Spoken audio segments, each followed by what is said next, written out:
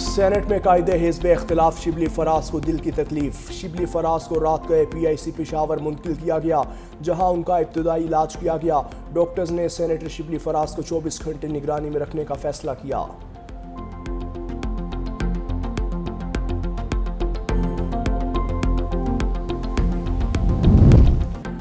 Pakistan stock market में मिला जुला रुझान। 8 दिन की मुसलसल तेजी के बाद मार्केट मनफी जोन में चली गई। कारोबार के मुस्बत आगाज के बाद 100 इंडेक्स में 984 पॉइंट्स की कमी। इंडेक्स 1,32,419 की सतह पर ट्रेड कर रहा है। दूसरी जानिब इंटरबैंक में $8 कमी से $284.28 की सतह पर आ गई।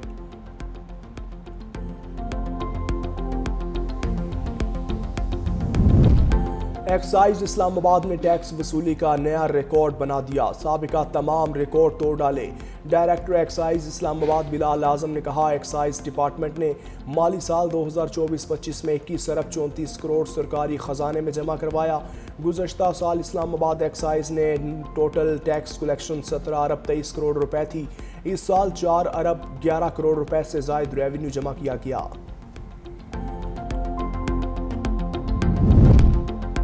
वज़ीर ख़ारजा इसहाक़ डार की ज़ेर सदारत हॉकी से मुतल्लिक़ अहम इजलास। हॉकी की मौजूदा सूरत हाल का जायज़ा लिया गया, जिसमें हॉकी की तरक्की और इदारा जाती मुआवनत मजबूत बनाने पर जोर दिया। इसहाक़ डार ने कहा, हुकूमत हॉकी के फ़रोग़ के लिए कौमी और बैनुल अक़वामी सतह पर मुकम्मल ताउन करेगी।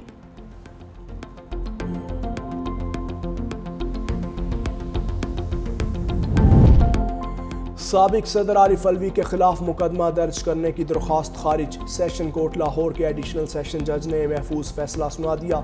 अदालत का दरख्वास्त गुजार को national cyber crime investigation agency से रजू करने की हिदायत। आरिफ अलवी के खिलाफ गुस्ताखाना अल्फाज इस्तेमाल करने पर मुकदमा दर्ज करने की दरख्वास्त की गई थी।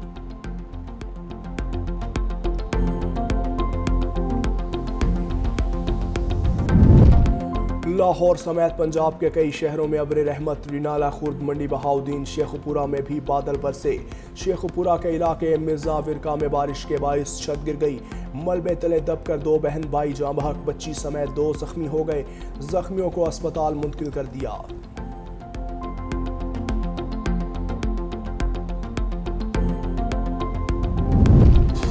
इस्लामाबाद मोटरवे पर संजानी के करीब बारिश के बाइस कोस्टर फिसल कर उलट गई। हादसे में 17 मुसाफिर जख्मी।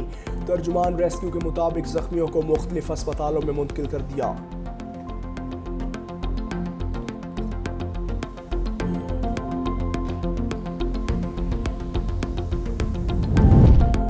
और सांगला हिल में शर्की फाटक के करीब वजीराबाद से फैसलाबाद जाने वाली मालबरदार ट्रेन पटरी से उतर गई। फैसलाबाद से वजीराबाद का सेक्शन ट्रेन की आमदोरफ्त के लिए मुअत्तल। रेलवे हुकाम के मुताबिक रिलीफ ट्रेन मगवाली ट्रैक जल्द क्लियर कर दिया जाएगा।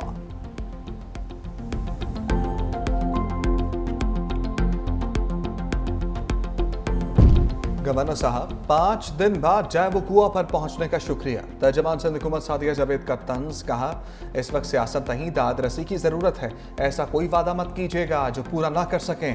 कराची के लोग मुश्किल में थे, आपको फौरी कराची आना चाहिए था। अच्छी बात है कि गवर्नर ने सिंध हुकूमत के इक़दामात को सराहा।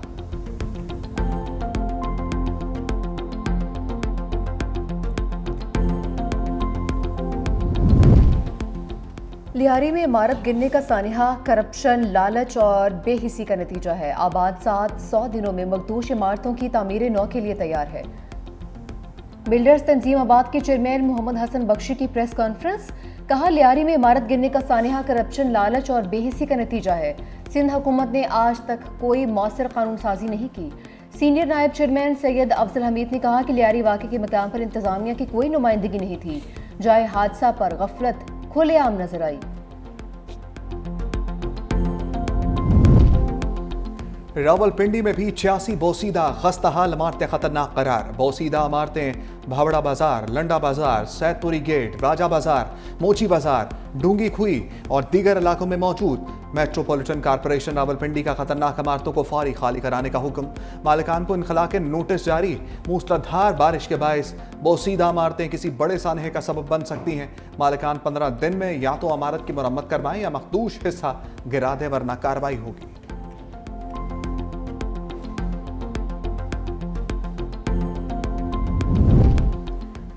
कराची के इलाके डिफेंस में फ्लैट से अदाकारा हुमैरा असगर की लाश बरामद। पुलिस के मुताबिक अदाकारा घर में 7 साल से अकेली रहती थी। किराया ना देने पर फ्लैट के मालिक ने अदाकारा पर केस कर रखा था। अदालती बैरफ घर खाली करवाने पहुंचा, दरवाजा तोड़ा तो सामने लाश पड़ी थी। लाश 15 से 20 दिन पुरानी थी। पोस्टमार्टम के लिए भिजवा दी गई। इब्तदाई तहकीक में मौत की वजह का तयन नहीं हो सका।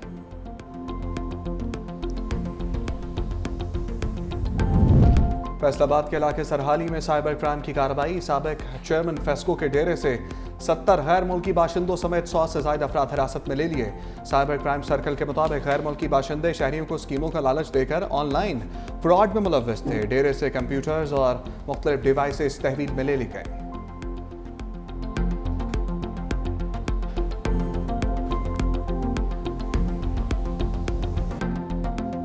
जो है इन्वेंट हो गया और उसके पीछे एक एस्टेब्लिशमेंट थी जिसमें जुडिशियल एस्टेब्लिशमेंट और मिलिट्री एस्टेब्लिशमेंट ने मिलकर मियां नवाज शरीफ को घर भेज दिया, उनके खिलाफ केस बनाए, उनको कैद कर। ये मिलिट्री एस्टेब्लिशमेंट और सिविलियन एस्टेब्लिशमेंट इस मुल्क को जो है मिलके इस सारे बहरान से बाहर निकाल रही हैं, जहां पे सारी चीजें मफकूद हों, जो नॉन एग्जिस्टेंट हों। आप कहते हैं मियां नवाज शरीफ इंटरवीन करें, बस बताएं ना, जरूर हो, लेकिन कहीं पे किसके साथ इंटरवीन करें? इन लोगों के साथ।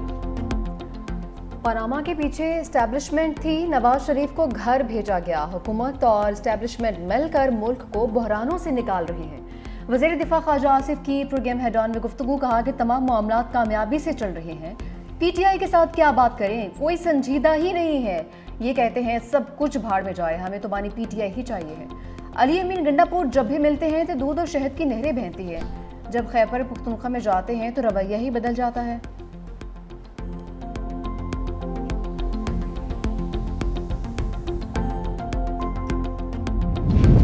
पानी पी चाय और बुशा बेबी के 190 मिलियन पाउंड केस की जल्द समाअत की दरखास्तें इस्लामाबाद हाईकोर्ट में दायर। बानी से बहनों अलीमा खान और नौरीन न्याजी की मुलाकात। अलीमा खान ने मीडिया से गुफ्तगू में कहा, बानी ने हुकूमत मुखालिफ तहरीक के लिए 5 अगस्त की तारीख दे दी।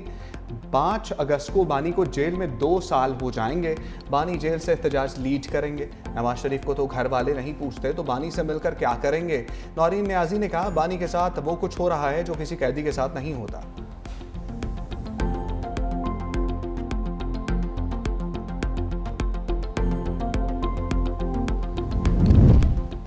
सारा टब्बर बानी पीटीआई से मुलाकात करता है और हुक्म करें क्या करें। वज़ीर इत्तलात पंजाब अस्मा बुखारी का अलीमा खान के बयान पर रद्द अमल।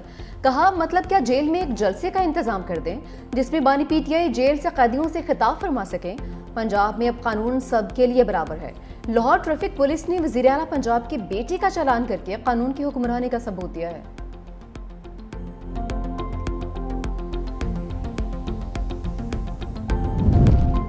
बैरिस्टर गौहर खान, सलमान सफदर और जहीर अब्बास चौधरी की भी बानी से मुलाकात। चेयरमैन पीटीआई बैरिस्टर गौहर कहते हैं, हमने मुज़ाकरात से कभी राह फरार इख्तियार नहीं की। बानी पीटीआई ने हमेशा मुज़ाकरात का कहा है। कोशिश है इस वक्त ही मुज़ाकरात का सिलसिला आगे बढ़े। बोले, जिन लोगों से बातचीत होनी चाहिए, कोशिश है उन्हीं से बातचीत हो। ज़राए के मुताबिक बानी से मुलाकात में बैरिस्टर गौहर ने वज़ीर आज़म पाकिस्तान की जानिब से मुज़ाकरात की पेशकश बारे भी बानी को बताया। 26वीं आईनी तरमीम के बाद अदलिया की पोजीशन से भी आगाह किया।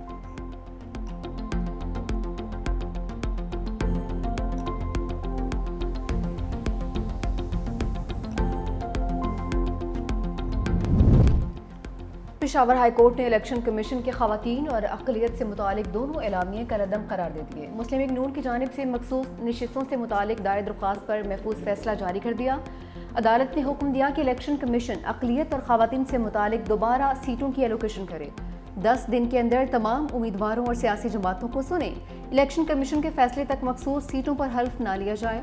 दूसरी जानिब केपी से कौमी असम्बली की खवातीन की 2 मखसूस खाली सीटों के लिए शेड्यूल जारी। कागजात नामजदगी जमा करवाने का सिलसिला कल से शुरू होगा, जो 10 जुलाई तक जारी रहेगा। 24 जुलाई को उम्मीदवारों की हतमी फहरिस्त जारी की जाएगी।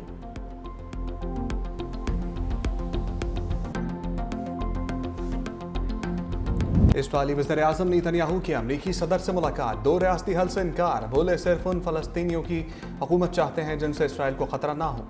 सिक्योरिटी की जिम्मेदारी इसराइल के पास ही रहेगी। ऐसी कोई रियासत कबूल नहीं जो इसराइल की तबाही का सबब बने। इस्राईली वज़ीर-ए-आज़म ने भी अमरीकी सदर को अमन के नोबेल इनाम के लिए नामजद कर दिया। ट्रंप ने कहा ईरान मुज़ाकरात के लिए तैयार है। ईरानी एटमी तंसीबात को मुकम्मल तबाह कर दिया है। उम्मीद है ईरान पर एक और हमला नहीं करना पड़ेगा। हमने पाकिस्तान और भारत की जंग रुकवाई। दुनिया में जंगें रुकवाने की मुसलसल कोशिशें कर रहा हूँ। यूक्रेन जंग ना रोकने पर रूसी सदर से नाखुश हूँ।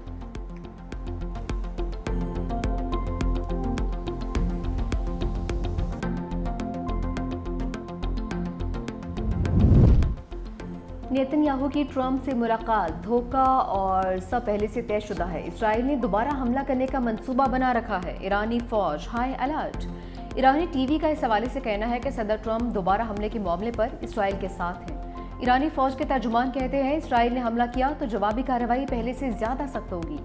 ईरानी सुप्रीम लीडर की मुशीर जनरल याहिया रहीम सफ़ी के मुताबिक खुफिया जगहों पर हजारों मिसाइल और ड्रोन्स दिफा के लिए मौजूद हैं।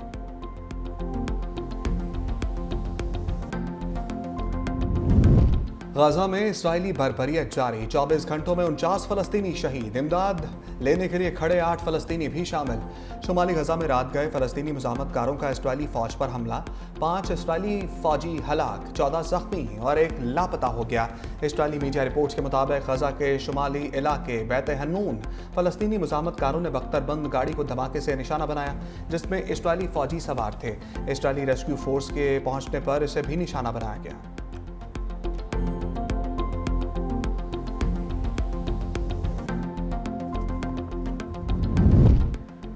गजा में जंगबंदी के लिए कोशिशें। दोहा में हमास और इसराइल के दरमियान मुज़ाकरात का तीसरा दौर भी बेनतीजा खत्म। कोई पेशरफ्त नहीं हो सकी। चौथा दौर आज होगा। व्हाइट हाउस के मुताबिक अमरीकी एलची विटकोफ इस हफ्ते दोहा जाएंगे। इसराइली वज़ीर दिफा इसराइल कार्ड्स का कहना है कि हमास के साथ 60 रोज़ा जंगबंदी हो जाएगी। 75% गजा खाली कर देंगे। हमास के साथ जंगबंदी में 10 जिंदा यरगमालियों की रिहाई यकीनी बनाई जाएगी और मुर्दा असीरों की बॉडीज भी वापस लेंगे।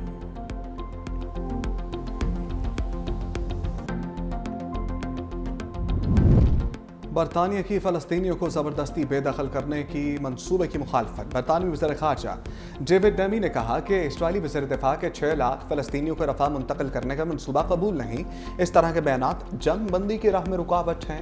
हमास और इसराइल के दरमियान जंग बंदी पर इत्तफाक न हुआ तो इसराइल के खिलाफ इक़दामात किए जाएंगे।